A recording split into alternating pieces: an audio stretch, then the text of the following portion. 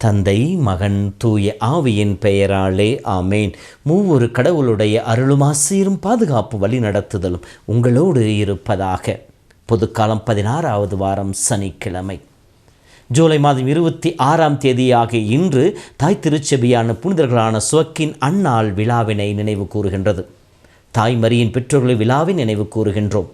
தாத்தா பாட்டிகளை நினைவு கூர்ந்து அவர்களுக்காக ஜெபிக்க திருச்சபை இந்த நாளை நமக்கு கொடுத்திருக்கின்றது. ஏனெனில் தாத்தா பாட்டிகளுடைய விசுவாசமும் அவருடைய நம்பிக்கை மிகுந்த வாழ்வும் தான் எத்தனையோ நேரங்களில் எத்தனையோ குடும்பங்களிலே அவருடைய பேர குழந்தைகளை இறைவனுடைய அன்பிலே நிலைத்திருக்க செய்யக்கூடியதாக இருக்கின்றது. அவர்கள் சொல்லுகின்ற சிறு சிறு கதைகள், விவிலிய கதைகளை எடுத்துச் சொல்லுகின்ற விதம், அவர்களோடு நேரத்தை செலவழிக்கின்ற விதம், அவர்களுக்கு உகந்த விதத்திலே அவர்களுக்கு ஏற்ற விதத்திலே இறைவனுடைய வார்த்தைகளை எடுத்துச் சொல்லுகின்ற அவருடைய பாங்கு, இவையெல்லாம் தான் குழந்தைகளை விசுவாசத்தில் வளர்க்கக்கூடியதாக இருக்கின்றது. எனவேதான் இந்த நாளை தாத்தா பாட்டிகள் தினமாக கொண்டாட திருச்சபை அழைக்கின்றது. ஆகவே இந்த நாளில் நம் குடும்பத்தில் இருக்கின்ற பெரியவர்களுக்காக கடவுளுக்கு நன்றி செலுத்துவோம், அவர்களுக்காக ஜெபிப்போம், அவர்களுக்கு மனம் நோகாமல் வாழ்வதற்காக இறை அருளையும் மன்றாடுவோம்.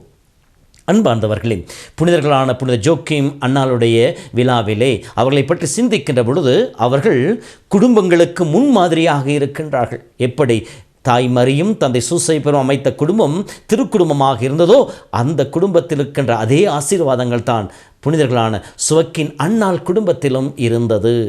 குடும்பங்களுக்கு முன்மாதிரிகை, பெற்றோர்களுக்கு முன்மாதிரிகை, விசுவாசத்திற்கு முன்மாதிரி என்று சொல்லி பல்வேறு மாதிரியான வாழ்வை வாழ்ந்தவர்கள் தான் புனிதர்களான சுவக்கின் அன்னாள். இவர்களை பற்றி நமக்கு விவிலியத்திலே ஆதாரங்கள் இல்லாமல் போனாலும் அங்கீகரிக்கப்படாத நற்செய்தி என்று சொல்லப்படுகின்ற யாக்கோப்பின் நற்செய்தியை பற்றி இவர்களை பற்றி அதிகமாக பேசப்படுகின்றது. இவர்கள் வசதி வாய்ந்த குடும்பத்தில் பிறந்தவர்கள்.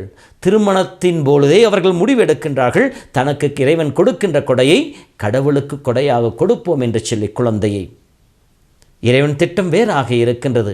அவர்களுக்கு குழந்தை பாக்கியம் இல்லை. நீண்ட ஜெபம், இடைவிடாத ஜெபம், உருக்கமான ஜெபம், நோன்பிருந்து ஜெபிக்கின்ற மன்றாட்டுக்கள், இவை அனைத்தின் மத்தியிலும் அவர்கள் அந்த எண்ணமானது, அவருடைய ஏக்க பெருமூச்சானது நினைவு கூறப்படாததாக ஒன்றாகவே இருந்து கொண்டிருக்கின்றது.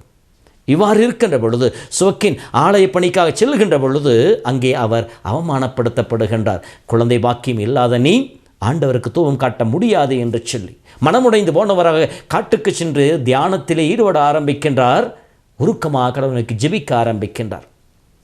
ஆலயத்திற்கு சென்ற கணவன் காணமே என்று சொல்லி தனிமையிலே அன்னாலும் வீட்டிலே அமர்ந்து ஜெபித்து கொண்டிருக்கின்ற பொழுதும் இருவருக்கும் இறைவன் தன் தூதரை அனுப்பி காட்சி கொடுக்கின்றார். உங்களுக்கு ஒரு குழந்தை பிறக்கும், அவள் இந்த அகில உலகிற்கும் ஆசீர்வாதமாக இருக்கும் என்கின்ற அந்த செய்தியை சொல்லிவிட்டு மறைந்து போகின்றார். இந்த செய்தியின் பிரகாரம் பெண் குழந்தையை பெற்றெடுக்கின்றார்கள். அவருக்கு மரியா என்று சொல்லி பெயரிடுகின்றார்கள். ஆகவே இந்த சுவக்கின் அன்னாள் புனிதர்களுடைய விழாவை சிறப்பிக்கின்ற நாளிலே அவருடன் காணப்பட்ட முதல் குணம், இருவரும் ஒருமித்து இருந்தார்கள், ஒருமித்து ஜெபித்தார்கள். ஒரே எண்ணத்தோடு எல்லா நிலைகளிலும், தன்னுடைய இகழ்ச்சியிலும் தன்னுடைய அவமானத்திலும் சோர்விலும் ஆண்டவரை மட்டுமே நம்பியிருந்தார்கள். நம்முடைய குடும்பங்களிலே இத்தகைய அருள் இருக்க மன்றாடுவோம். கணவன் மனைவி ஒருவருடைய இணைந்து ஜெபிக்கின்றவர்களாக, இணைந்து செயல்படுகின்றவர்களாக, எல்லா சூழ்நிலைகளிலும் இறைவன் கரங்களை தன் அர்ப்பணிப்பவர்களாக, நல்ல பெற்றோர்களாக இருக்க வேண்டும் என்று சொல்லி சுவக்கின் அன்னாள் வழியாக ஆண்டவர் நோக்கி ஜெபிப்போம். இரண்டாவதாக, நல்ல பெற்றோர்களாக இருந்தார்கள். தனக்கு கொடுத்த இறைவன் கொடுத்த குழந்தையை கடவுளுக்கு அர்ப்பணித்தார்கள். கடவுள் கொடுத்த வாக்குறுதி நிறைவேற்றினார்கள். இரண்டாவதாக, மரியாள் விசுவாசம் வளர்வதற்கு அவர்கள் தூண்டுகோலாக இருந்தார்கள். இறைவனுடைய செய்தி ஏற்றுக்கொள்வதற்கு, பழைய ஏற்பாட்டின் செய்திகளை படித்து இறை வார்த்தையை தியானிப்பதற்கு அந்த பெற்றோர் தன்னுடைய குழந்தையா மரியாளுக்கு முன்மாதிரியாக இருந்தார்கள். அவர்களைப் போல நம்முடைய பெற்றோர்களும் இறை வார்த்தையிலே, இறை விசுவாசத்திலே, திருச்சபையின் கோட்பாடுகளிலே தன் குழந்தைகள் வளர்வதற்கு நல்ல முன்மாதிரிகளுள்ள பெற்றோர்களாக வாழ இறைவன் அருள் தர வேண்டும் என்று சொல்லி அவர்களுக்காக ஜெபிப்போம். மூன்றாவதாக, இறை திருவுளம் மரியாளுக்கு வருகின்ற பொழுது அதை ஏற்றுக்கொள்வதற்கான துணிவை அவருடைய தாய் அவருக்கு கொடுக்கின்றார். இறை திருவுளத்தின்படி நடக்க அவரை தூண்டுகின்றார். அவருடைய கலக்கத்தை போக்க அவருக்கு துணை புரிகின்றார். அந்த இளம் பருவத்தில் வருகின்ற பயத்தை போக்க அவருக்கு துணையாக இருக்கின்றார். அன்னாள் சுவக்கினை போல நம்முடைய பெற்றோர்களும், அன்பு பெற்றோர்களே, உங்களுடைய குழந்தைகளை புரிந்து கொண்டு அவர்களுடைய அழைத்தலை உணர்ந்து கொண்டு அவர்களை வழிநடத்துகின்றவர்களாக, அவர்களுக்கு துணை புரிகின்றவர்களாக, அவருடைய கலக்கமுற்று குழப்பமுற்று இருக்கின்ற சூழ்நிலைகளை அவர்களை தேற்றுகின்ற நல்ல பெற்றோர்களாக, தன் குழந்தைகளை புரிந்து கொண்ட பெற்றோர்களாக இருக்க அருள் வேண்டுவோம்.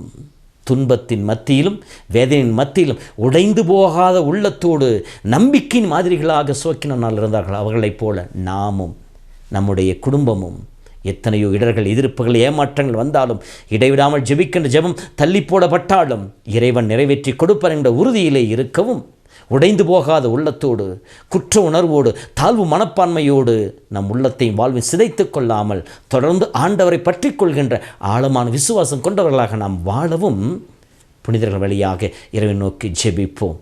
ஆம் அன்பு சொந்தங்களே, இதோ நமக்கு ஒரு முன்மாதிரிகையாக புனிதர்களான சுவக்கின் அன்னால் கொடுக்கப்பட்டிருக்கின்றார்கள். ஆகவே அவர்களைப் போல நாமும் இறைவனோடு இணைவும், இறை விசுவாசத்திலே வாழ்வோம். கடவுள் நம்மை ஆசீர்வதிப்பாராக. ஆண்டவர் உங்களோடு இருப்பாராக. எல்லாம் வல்ல இறைவன் தந்தை, மகன், தூய ஆவி உங்களை உங்கள் குடும்பத்தை நிறைவாய் ஆசீர்வதிப்பாராக. ஆமேன்.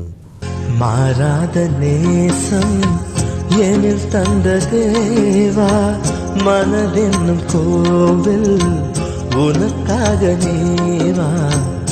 மாறாத நேசம் எனில் தந்த தேவா, மனதென்னும் கோவில் உனக்காக தேவா. உளம் என்னும் வீணை கரம் தேடுதே, உறவே நீ என்னில் ஸ்வரம் மீட்டவா.